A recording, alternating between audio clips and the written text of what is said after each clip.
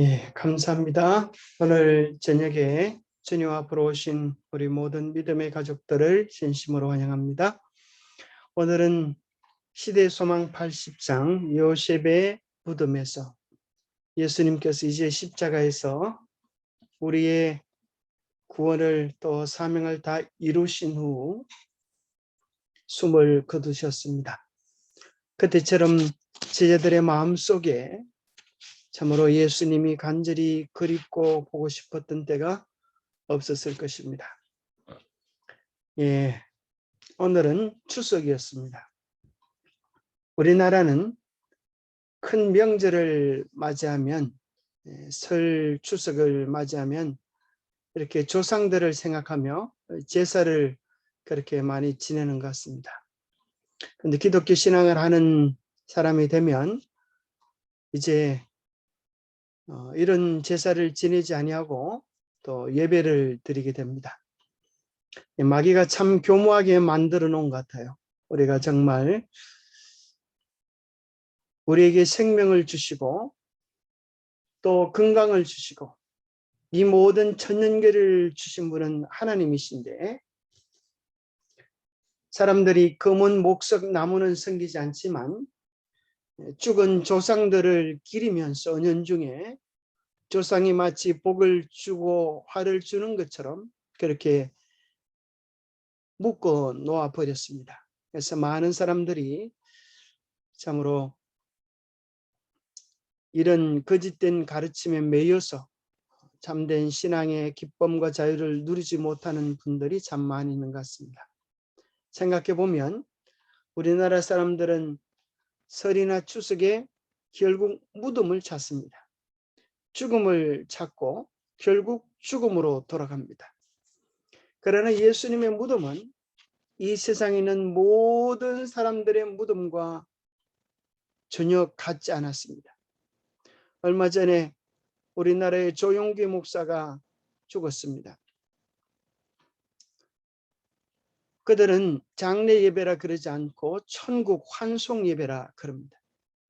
천국에 갔으면 없애야 될 터인데 그의 시신을 파보면 무덤을 파보면 시신이 여전히 있을 것입니다.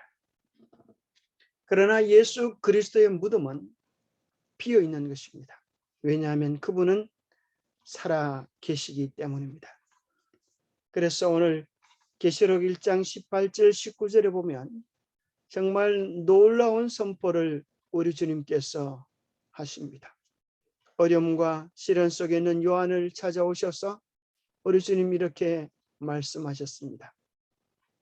곧 살아있는 자라 내가 전에 죽었었노라.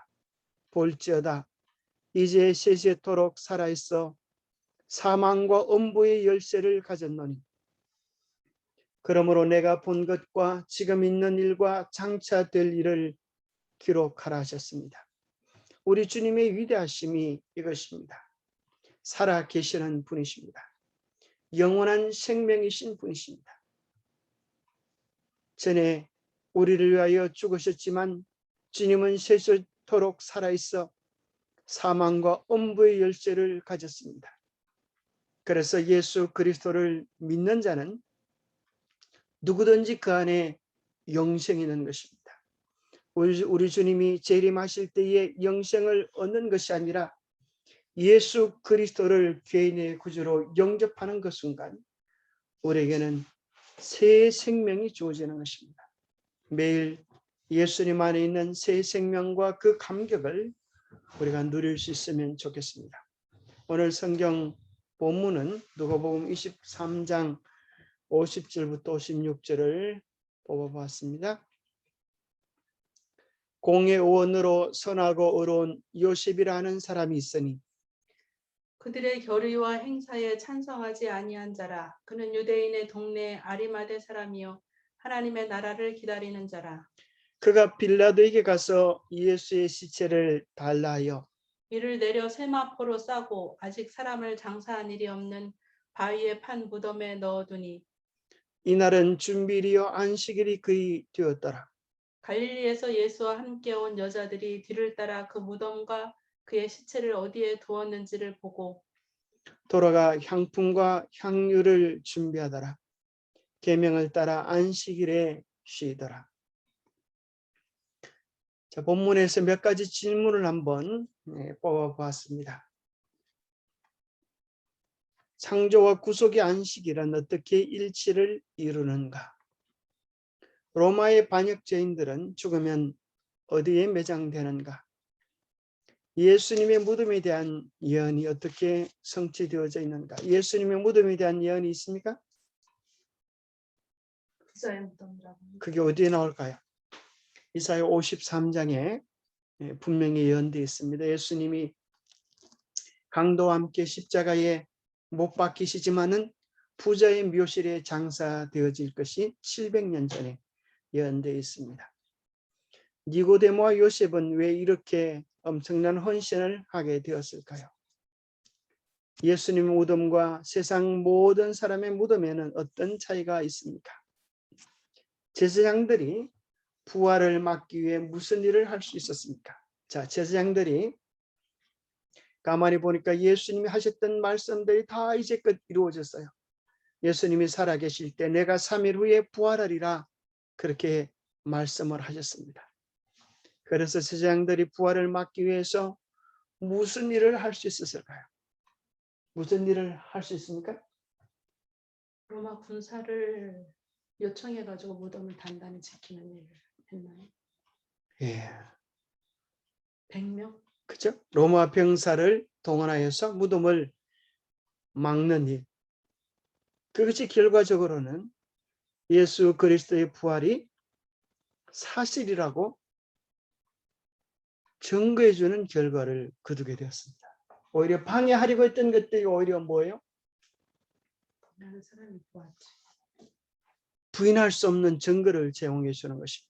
그와 같이 마귀가 하는 일은, 복음을 방해하는 일은 궁극적으로 복음을 도와주는 결과를 거둘 수밖에 없는 것입니다.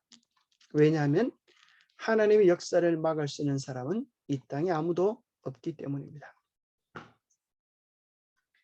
마침내 예수님께서 운명하셨다. 수치와 고통의 긴 날은 끝났다. 지는 태양의 마지막 광선이 안식일에 가까움을 고할 무렵 하나님의 아들은 고요히 요셉의 무덤에 누우셨다. 자기의 사업을 완전히 마치시고 당신의 손을 평안히 접으신 채 그분은 안식일의 거룩한 시간 동안 편히 쉬셨다. 예수님은 엿새 동안 천지를 창조하시고 다 이루었다 하시며 쉬셨던 것처럼 제6일째 예수님께서 우리의 구원을 십자가에서 이루시고 다 이루었다 하시고 제7일 안식일 무덤 가운데서 쉬셨습니다. 회복된 창조물 즉 구속받은 인류는 죄를 정복했으므로 다시 타락할 수 없을 것이다.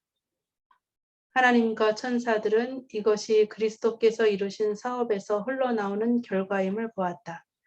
예수님께서 쉬신 이 날은 이런 광경들과 영원히 연결되었다. 참 놀라운 말씀이죠. 회복된 창조물 즉 구속받은 인류는 죄를 정복했으므로 다시 타락할 수 없을 것이다. 이제 우리가 온전한 회복받은 백성이 될 때 우리는 다시 타락하지 않게 될 그런 복을 누리게 될 것입니다.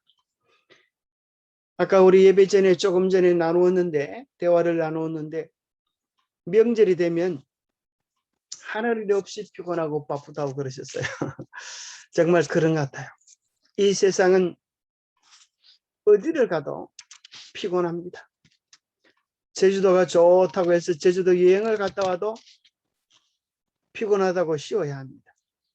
어디가 좋다고 해서 좋은 데를 갔다 와도 피곤해서 쉬어야 합니다. 이 세상에 좋은 곳은 다 다녀와도 피곤과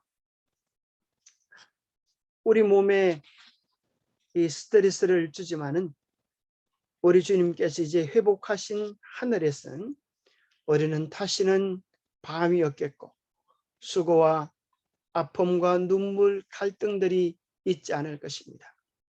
그 나라야말로 우리에게 있어서 진정한 본향이요 쉼의 나라가 될 것입니다. 그 온전한 선물을 우리에게 주시기 위하여 예수님께서 십자가에서 구원을 이루어 놓으신 것입니다. 그래서 여기 안식일이라고 하는 것은 단지 날짜뿐 아니라 주님께서 하신 창조의 완성, 구원의 완성, 영원한 회복의 완성을 이야기해 주고 있습니다. 우리가 매 안식일 속에서 이러한 기쁨을 맛보다가 드디어 그 영원한 행복의 나라로 우리가 들어갈 수 있게 되기를 축복합니다. 읽어주세요. 하나님이 영원전부터 거룩한 선지자의 입을 의탁하여 말씀하신 바 만유를 회복하실 때가 올 것인데 그때에도 역시 창조 당시의 안식일 곧 예수께서 요셉의 무덤 속에서 쉬시던 그날이 휴식과 기쁨의 날이 될 것이다. 하늘과 땅은 매 안식일 함께 찬양하고 구원받은 민족들은 하나님과 어린 양에게 즐거운 예배를 드릴 것이다. 창조와 구속의 안식일, 또 회복의 안식일은 하늘에서도 영원한 찬양으로 이어지게 될 것입니다. 구주의 거룩한 인내와 그분의 입술에서 승리의 부르짖음이 흘러나온 즉시 운명하시는 광경이 이방인에게 깊은 감명을 주었다. 상처 입고 십자가에 달려신 찢어진 그분의 몸에서 백부장은 하나님의 아들의 모습을 식별할 수 있었다. 그는 자기의 믿음을 고백하지 않을 수 없었다. 자, 여기 보면 예수님께서 십자가에서 운명하는 그 모습 속에서 로마의 백부장이 하나님의 아들의 성품을 발견하고 그는 진실로 하나님의 아들이었도다. 그렇게 고백하게 됩니다. 십자가를 보면서 십자가에서 세 사람이 예수 그리스도를 구주로 고백했습니다. 누구죠? 오늘 본문 속에 나오죠. 한 사람은 로마의 소비대를 지휘하던 백부장이었고 다른 사람은 구주의 십자가를 지고 간 사람이었고 또 다른 사람은 주님 곁에서 십자가에 달려 죽은 강도였다. 예, 억지로 십자가를 짊어져 왔던 구레네 시몬, 그의 아들이 초대교회에 이제 지도자가 되어 있는 것을 우리는 사도행전에서 발견하게 됩니다. 억지로 십자가를 지었지만 그 십자가를 지면서 예수님의 마음, 예수님의 심정을 깨닫게 되었습니다. 나는 죄가 있지만 죄 없는 예수님께서 나를 위하여 이 무거운 십자가를 지었다고 하는 한없는 감동이 그가 억지로 지어진 그 십자가를 축복의 십자가로, 구원의 십자가로 만들어 놓은 것입니다. 주님의 일을 하는 일은 처음에는 부담스럽고 힘들지 몰라도 그것은 우리를 영원한 기쁨으로, 축복으로 이끄는 것입니다. 십자가 옆에 예수님 곁에 달려있는 강도도 평생 죄를 짓고 살았지만 예수님이 구주라고 하는 사실을 고백했습니다. 자, 그렇다고 하면 로마의 백부장을 어떻게 수많은 사람들이 보지 못했던 그러한 하나님의 아들의 모습을 예수님의 십자가에서 식별할 수 있었을까요? 우리 김원재 자매님 어떻게 생각하세요? 도대체 무엇이 하나님의 아들의 징조였을까요? 이 아마 로마의 백부장은 이와 같은 그 심판을 하고 그 심판에 의해서 십자가에 향해 처해지는 많은 죄인들의 모습을 수도 없이 보아왔을 텐데 예수님께서 이제 말씀으로 설교하지 않으셨지만 그분의 행동으로 이루어진 무언의 설교, 심판받는 장면에서부터 갈바리까지 그 모든 그 예수 그리스도의 입술에서 마지막 가상 7원까지 해가지고 그분의 행동과 그 말씀에서 그 설교에서 이 백부장은 고백하지 않을 수 없는 그런 큰 확신을 얻지 않았을까요? 그 전체적인 과정들이 백부장의 마음속에 하나님의 아들이심을 확증하게 해주었지만은 전 생각에 특별히 정말 그 당시 수많은 사형수들은 다 죽을 때마다 원망하고 저주하고 그렇게 죽는데 예수님은 뭐라고 말씀하셨어요? 저들의 죄를 사하여 주옵소서. 정말 자기를 미워하고 조롱하는 그들을 위하여 용서하시는 예수님의 모습 속에서 하나님의 참 사랑의 모습을 보지 않았을까? 또 다 이뤘다고 하시는 그분의 말씀 속에서 참으로 실패가 아니라 하나님의 예언들을 이루시는 위대한 장군의 모습을 보지 않았을까? 예수님께서 말씀하실 때에 하늘이 어두워지고 바위가 터지면서 일어나는 그 기적들 속에서 천지의 주관자이신 하나님의 임재를 경험했으리라 생각합니다. 보통 선한 사람도 자기 몸에 예. 고통을 가하면은 음. 그 고통으로 인해서 막 원망하거나 막 그 자기에게 고통을 가하는 사람을 저주하거나 이렇게 하는 것이 보통 사람의 일이죠. 예, 그렇죠? 보통 사람인데 예수님께서 그 상황 속에서 전혀 다른 모습을 보이셨을 때 이 백부장에게 큰 감동이 되었던 것 같아요. 그죠? 아주 그는 노련한, 그죠? 어쩌면 심판자이지 않았겠어요? 수많은 사람들을 십자가에 못 박으면서 전혀 다른 그런 모습을 보았으라 생각합니다.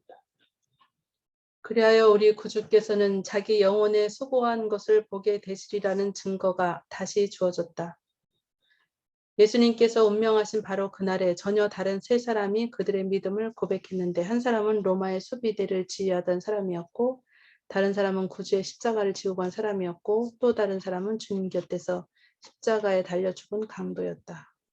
예, 이사야 53장에 있는 자기의 영혼에 수고한 것을 보고 만족히 여기시겠다고 하신 이 예언이 세 명의 돌아옴을 통하여 성취되어졌습니다.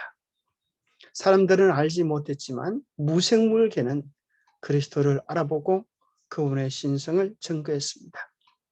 그러나 제사장들과 이스라엘의 관원들은 하나님의 아들을 알지 못했습니다. 자, 무생물계 속에 어떤 역사들이 있었는지 한번 살펴보겠습니다. 첫 번째, 별이 하나님의 탄생을 선포했죠. 그리스도께서 탄생하셨을 때에는 별이 그분을 알아차리고 박사들을 그리스도께서 누워 계시는 구유로 인도했었다. 천사들은 그분을 알아보고 베들레헴 평야를 뒤덮은 그분에 대한 찬양의 노래를 불렀다. 바닷물이 그분의 음성을 알아듣고 그분의 명령에 순종하였다. 질병과 죽음이 그분의 권능을 깨닫고 그들의 노획물을 그분에게 놓아주었다. 태양이 그분을 알아보고 그분이 고민 중에 죽어가시는 광경을 참아볼 수 없어서 그의 빛나는 얼굴을 가리웠다. 참 놀랍죠. 온 천지 만물들은 그분이 창조주 되심을 알아보았지만 인간들은 무지와 편견 속에서 눈이 감겨져 있었습니다.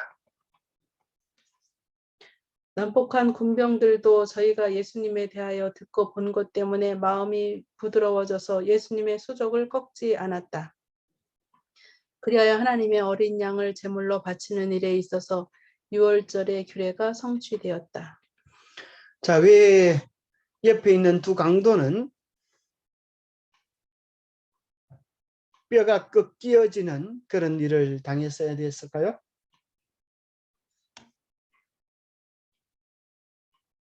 이제 안식일이 다가오는 것입니다. 6월절에 거룩한 6월절 절기에 죽은 시신을 십자가에 달아놓는 것은 부정한 일이라 생각되어서 죽은 시신을 달아놓지 않았습니다.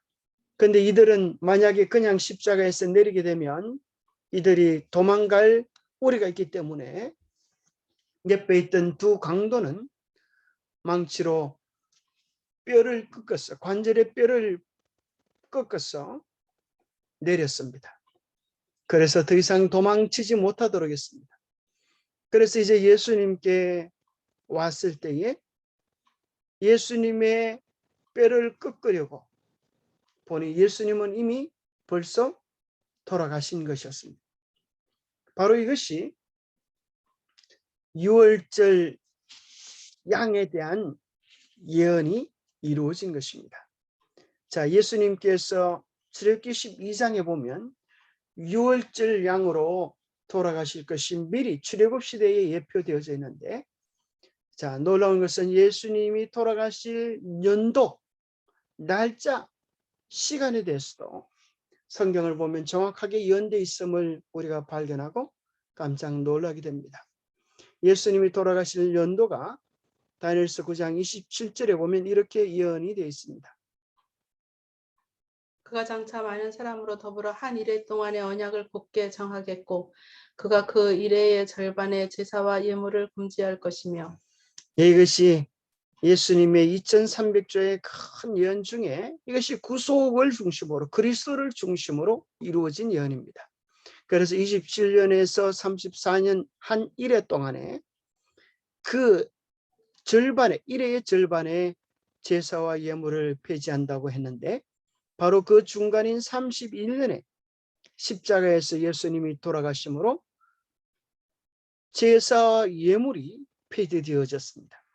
그래서 연도는 31년, 또 시간은 6월절 1월 14일이라고 그렇게 기록해 주고 있습니다. 그리고 예수님이 십자가에 달려 돌아가실 모양이 출애굽기 12장 7절에 보면 그 피를, 양을 잡고 이제 6월절의 피를 양을 먹을 집 문 좌우 설주와 임방에 바르라 이렇게 말했습니다. 자, 좌우 설주라고 하는 것은 이렇게 왼쪽 오른쪽 설주입니다. 임방은 가운데를 이야기합니다. 그래서 피가 발라진 모습을 보면 바로 예수님께서 십자가에 달려 죽으시는 형상을 가지고 있는 것입니다. 놀라운 예언적 성취죠. 그리고 그 구체적인 시간에 대해서는 출애굽기 12장 5절 6절에 보면 너희가 험없고 1년 된 수컷으로 하되 양이나 염소 중에서 취하고 이달 14일까지 간직하였다가 해질 때에 이스라엘 회중이 그 양을 잡아라고 했습니다. 그래서 예수님은 험없는 모습으로 오셨고, 두 번째는 1년 된 수컷이라고 했다는 것은 양이 가장 건강하고 젊을 때가 1년 되었을 때라고 합니다.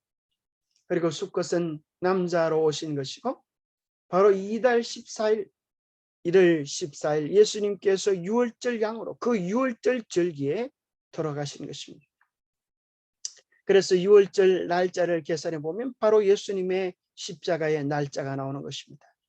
그래서 바울은 고린도에서 6월절 양 곧 그리스도께서 희생되었다고 이야기합니다. 그런데 더 구체적인 것은 이 해질 때라고 하는 것은 원문에 보면 두 저녁 사이 그런 의미를 가지고 있습니다. 유대인들은 대체적으로 12시가 이제 해가 떴다가 하루 24시간 중에 12시가 되면 해가 중천에서 넘어가기 때문에 저녁이라고 생각했고, 오후 6시가 이제 해가 뚝 떨어져서 보이지 않는 시간이기 때문에 저녁이라고 생각했습니다. 바로 이 두 저녁 사이 오후 3시에 6월절 양을 잡았습니다. 그와 마찬가지로 바로 6월절 양을 잡는 그 정확한 시간 오후 3시에 예수님께서 큰 소리를 지르시고 숨을 거두시면서 돌아가셨습니다. 바로 그때 죽이려고 왔던 6월절 양은 도망치고 예수님이 십자가에서 우리의 6월절 양으로서 돌아가신 것입니다. 마치 모리아산에서 이삭이 놓여지고 숯불에 걸린 숫양이 죽었던 것처럼 반대로 이제는 하나님의 아들 예수 그리스도가 우리를 위하여 죽으시고 양이 놓여지는 역사가 일어나면서 구약의 모든 성소에 대한 예언들이 실제적으로 예수님께 이루어졌음을 이야기해 주고 있습니다. 그럴 뿐 아니라 여기 예수님께서 뼈가 꺾이지 않을 것에 대한 예언이 6월절에 대한 출애굽기 12장 46절에 보면 한 집에서 먹되 그 고기를 조금도 집 밖으로 내지 말고 뼈도 꺾지 말지며. 여러분들이 고기를 먹을 때 보통 뼈를 꺾어서 먹지 않습니까? 유월절 이스라엘 사람들도 그렇게 했겠죠. 그런데 유월절 양만은 뼈를 꺾지 않고 그렇게 먹었습니다. 바로 그것은 예수님께서 유월절 양으로 돌아가실 때 그분의 뼈가 하나도 꺾이지 않을 이 예언이 미리 예언되어 있는 것입니다. 요한복음 19장 34절부터 36절을 읽어주시겠습니다. 그중 한 군인이 창으로 옆구리를 찌르니 곧 피와 물이 나오더라. 이를 본 자가 증언하였으니 그 증언이 참이라. 그가 자기의 말하는 것이 참인 줄 알고 너희로 믿게 하려 함이니라. 이 일이 일어난 것은 그 뼈가 하나도 꺾이지 아니하리라 한 성경을 응하게 하려 함이라. 참 놀랍죠. 어떻게 이런 일까지 성경은 예언해 주고 있는지 정말 놀라움을 더하는 것입니다. 예수님이 죽게 된 원인은 무엇이었을까요? 창에 찔렸기 때문도 아니고 십자가의 고통도 아니었습니다. 죽음의 순간에 큰 소리로 부르짖으신 것과 그분의 옆구리에서 피와 물이 흘러나온 것은 이미 그분께서 돌아가신 지 얼마의 시간이 지났음을 증거해 주는 것입니다.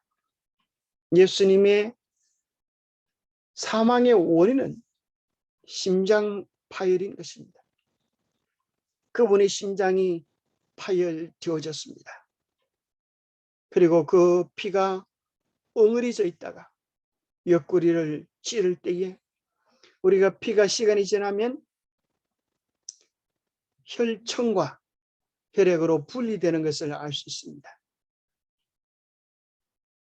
바로 예수님이 옆구리를 찔림 받았을 때에 피와 물이 쏟아지면서 그분의 심장이 터져서 돌아가셨다고 하는 사실을 우리에게 이야기해 줍니다. 그렇다고 하면 무엇이 예수 그리스도의 심장을 파열시키는 그와 같은 엄청난 고통을 줬을까요? 바로 그것이 우리의 죄로 인한 고통이었습니다. 우리의 죄가 그분의 심장을 짓이긴 것입니다. 우리의 죄로 인한 하나님의 심판이 그분을 죽게 한 것입니다. 우리의 죄 때문에, 우리의 허물 때문에 그분께서 돌아가신 것입니다. 그래서 사실은 우리가 살인자인 것입니다. 우리의 죄가 그분을 죽게 한 것입니다. 성령의 귀한 도우심만이 내가 주님을 죽였다고 하는 깊은 통회로 인하여 죄를 미워하는 마음을 줄 수가 있습니다. 이러한 모습을 보면서 새로운 깨달음을 얻는 사람이 있었는데 그들이 곧 아리마대 사람 요셉과 니고데모였습니다. 이런 위급한 때 아리마대 사람 요셉과 니고데모가 제자들을 돕기 위하여 왔다. 이 두 사람은 모두 사내들인 회원이었고 빌라도와 잘 아는 사이였다. 두 사람 다 재산과 세력이 있는 사람이었다. 그들은 예수님의 시체를 영광스럽게 장사 지내기로 결심하였다. 자, 이런 위급한 때라고 하는 것은 어떤 위급한 때를 이야기할까요? 예수님이 운명하셨고 장사를 지내야 되는데 그런 죄수들을 위한 특별한 장지에 매장되어야 하는 그런 불명예스러운 장사를 지내고 싶지 않았지만 제자들은 힘이 없어서 예수 그 사태를 어떻게 해결해야 될지 모르는 그런 상황을 얘기하나요? 그렇죠? 그 당시 예수님의 제목은 로마 정부에 대한 반역이었습니다. 죄로 사형을 받은 사람의 시체는 그런 반역자들을 위하여 매장된 매장지가 있었습니다. 그것은 얼마나 저주스러운 그런 매장지였을까요? 그런데 제자들은 예수님의 제자들은 돈도 없고 권력도 없고 로마 정부에 요청할 수 있는 힘마저 없었습니다. 그런 때에 그 어려운 때에 빌라도와 요셉이 빌라도에게 누가 요청을 했다고요? 아리마대 요셉과 니고데모가 요청하였습니다. 자, 이 니고데모는 도대체 무엇 때문에 이렇게 확신하게 되었을까요? 니고데모는 지금부터 언제요? 3년 반 전에 요한복음 3장에서 예수님의 십자가에 대한 이야기를 들었습니다. 예수님께서 요한복음 3장에 뭐라 그러셨어요? 인자가 구리뱀처럼 들리게 될 것을 이야기하셨습니다. 우리가 저로 말미암아 죽을 수밖에 없지만 예수님께서 구리뱀처럼 들리셔서 우리를 위하여 죽으실 것을 이야기하셨어요. 내가 들리면 세상 모든 사람들을 내게로 이끌겠노라 하셨던 주님의 말씀을 기억하고 니고데모의 마음속에 확증이 온 것입니다. 바로 저분이 인류의 죄를 대속하기 위하여 오신 메시아구나. 이제는 더 이상 주저하거나 망설일 이유가 없었습니다. 3년 반 동안 고민하며 연구했던 그 성경 구절구절들의 확정을 보았기 때문입니다. 그래서 이제는 산에 들인해서 배척한다 할지라도 그는 그 모든 어려움들을 감내하고 그의 신앙을 용감하게 고백할 수 있게 된 것입니다. 오늘 우리들이 이 세상을 살아가면서 그런 어려움들을 당할 수도 있습니다. 신앙을 고백한다고 하는 것, 예수를 고백한다고 하는 것, 그것이 힘든 일일 수도 있지만 궁극적으로 그것은 우리의 자랑이 될 것입니다. 이사야 53장 9절에 참으로 놀랍게도 이들의 헌신을 하나님께서 미리 내어다보시고 이렇게 예언해 놓고 계십니다. 700년 전 이사야의 예언 속에 이렇게 기록되어 있습니다. 폭력을 휘두르지도 않았고 거짓말도 하지 않았지만 사람들은 그에게 악한 사람과 함께 묻힐 무덤을 주었고 죽어서 부자와 함께 들어가게 하였다. 사해 사본에는 부자와 함께 들어갈 묘실을 마련하였다. 예, 부자와 함께 부자와 함께 들어갈 묘실을 마련하는데 바로 아리마대 요셉이 자기를 위하여 준비해 놓은 그 무덤에 예수님께서 들어가게 되신 것을 미리 예언해 놓고 있는 것입니다. 온 예루살렘에서 가장 큰 영광을 누리던 자라 할지라도 죽어서 이보다 더 큰 존경을 받을 수는 없었다. 제자들은 이 부자 관원들이 저희 주님을 장사 지내는 일에 자기들보다 더 큰 관심을 나타내는 것을 보고 몹시 놀랐다. 예, 제자들이 깜짝 놀랐겠죠. 자기들은 어떻게 할 수 없었는데 자기들은 말도 꺼내지 못했는데 오히려 자기들보다 더 헌신적으로 더 열심히 주님의 시신을 장사하려는 그들의 모습을 보고 그들은 깜짝 놀랐습니다. 아리마대 사람 요셉은 예수의 제자이나 유대인이 두려워 그것을 숨기더니 2일 후에 빌라도에게 예수의 시체를 가져가기를 구하며 빌라도가 허락하는지라. 이에 가서 예수의 시체를 가져가니라. 일찍이 예수께 밤에 찾아왔던 니고데모도 몰약과 지명 섞은 것을 100리트라쯤 가지고 온지라. 이에 예수의 시체를 가져다가 유대인의 장례법대로 그 향품과 함께 세마포로 쌌더라. 예수께서 십자가에 못 박히신 곳에 동산이 있고 동산 안에 아직 사람을 장사한 일이 없는 새 무덤이 있어서 그곳에 예수님을 장사 지내게 되었습니다. 그런데 참 놀랍게도 성경은 이런 내용을 기록해 주고 있습니다. 성경은 하나님의 말씀입니다. 어느 날 많은 사람들이 예수님이 십자가에 돌아가신 이후에는 안식일이 폐지되어졌다. 부활로 변경되어졌다. 그렇게 이야기하지만 결코 그것이 아님을 성경은 계명을 따라 안식일을 쉬더라고 분명한 기록을 우리에게 남겨주고 있습니다. 이날은 준비일이요 안식일이 거의 되었더라. 갈릴리에서 예수와 함께 온 여자들이 뒤를 따라 그 무덤과 그의 시체를 어떻게 두었는지 보고 돌아가 향품과 향유를 준비하더라. 계명을 따라 안식일을 쉬더라. 예수님의 시신에 향유를 바르는 것 얼마나 중요한 일이었습니까? 그러나 그들은 계명을 따라 쉬는 것을 더욱더 중요하게 여겼던 것을 발견하게 되는 것입니다.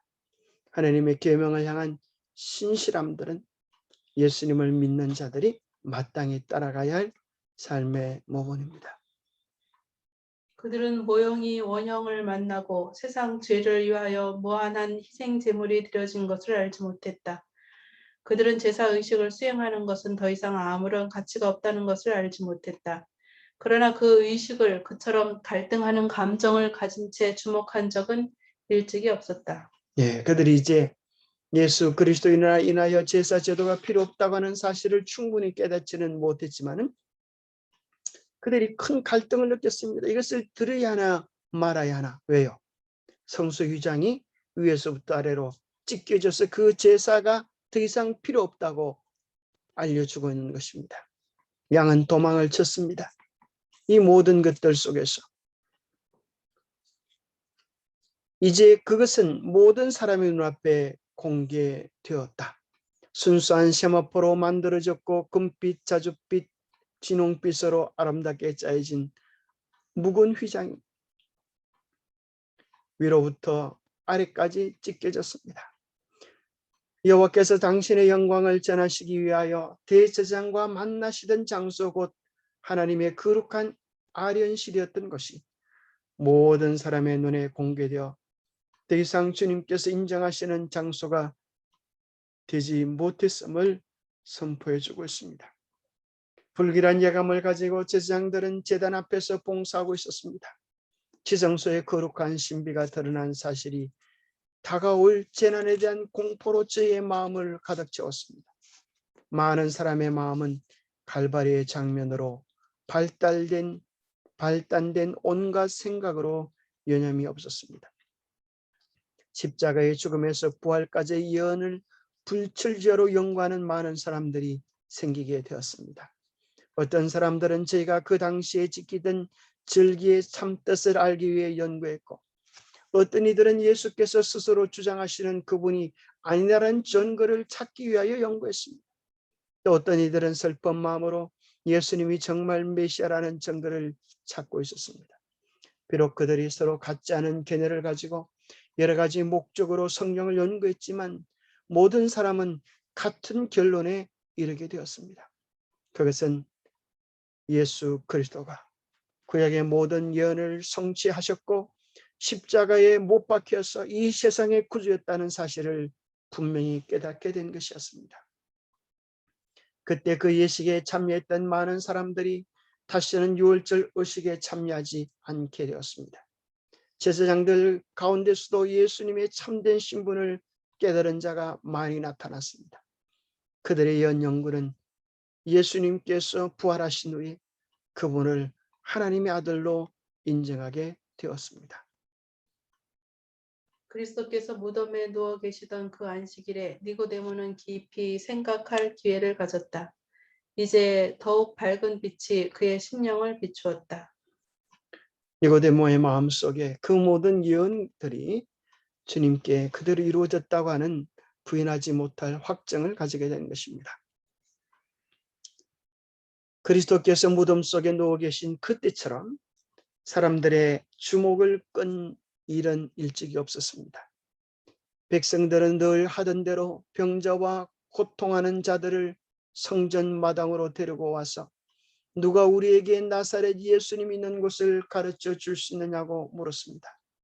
많은 사람들이 병자를 고치시고 죽은 자를 살리신 분을 만나려고 먼 곳에서 왔습니다. 사방에서 우리는 병자를 고치시는 그리스도를 원하노라고 부르짖었습니다. 예수님의 십자가의 소식을 충분히 듣지 못한 많은 병자들이 그리스도께 온 것입니다. 성전으로 달려온 것입니다.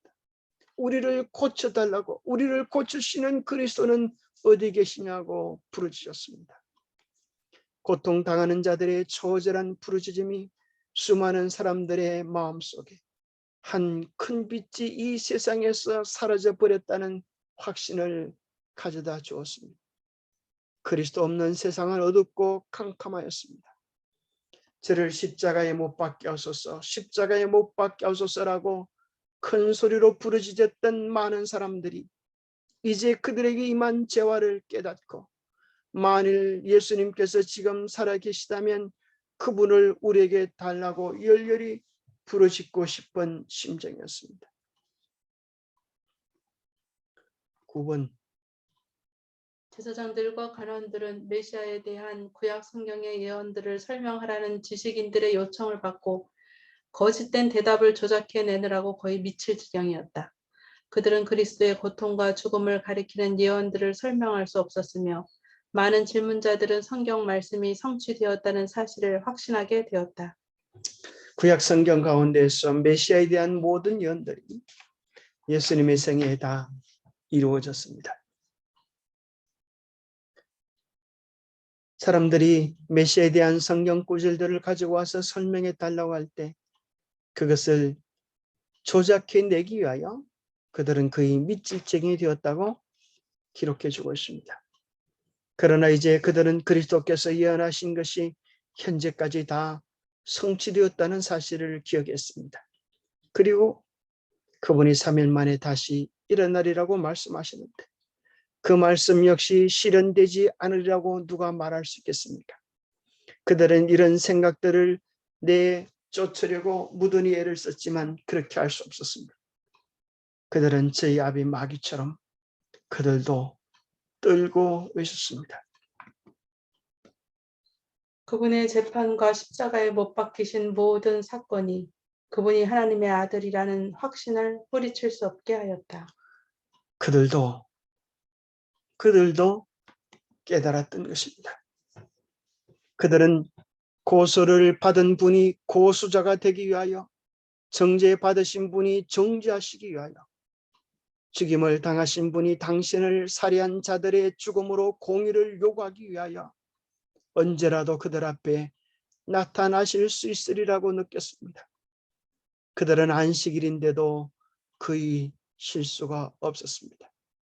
그들은 더럽혀지는 것이 두려워 이방인의 문지방은 밟고 넘지 않으려고 하면서도 그리스도의 시체에 대하여는 회의를 열 수밖에 없었습니다. 그들은 안식일인데도 거의 쉴 수가 없었다는 말을 통하여서 우리는 불순종하는 자들에게는 참된 쉼이 있을 수 없다고 하는 사실을 발견하게 되는 것입니다. 참된 쉼은 말씀에 순복할 때 이루어지는 축복입니다. 대제사장들과 바리새인들이 함께 빌라도에게 모여 가로되 주여 저 유혹하던 자가 살았을 때에 말하되 내가 사흘 후에 다시 일어나리라 한 것을 우리가 기억하오니 그러므로 분부하여 그 무덤을 사흘까지 굳게 지키게 하소서. 그의 제자들이 와서 시체를 도적질하여 가고 백성에게 말하되 그가 죽은 자 가운데서 살아났다 하면 후에 유혹이 전보다 더 될까 하나이다 하니 빌라도가 가로되 너희에게 파수꾼이 있으니 가서 힘대로 굳게 하라. 그래서 로마 병사들을 통하여서 제자들이 시체를 도적질하지 못하도록 지켰던 것이 오히려 예수 그리스도의 부활에 대한 증거가 되어주고 마는 것입니다. 이제 다음 장에서 우리는 영광스러운 예수 그리스도의 부활, 아무도 막을 수 없는 예수 그리스도의 무덤을 보게 될 것입니다. 기도하겠습니다. 하나님 아버지, 참으로 주님께서 우리를 위하여 베풀어 놓으신 한없는 구원과 사랑을 인하여 너무나 감사합니다.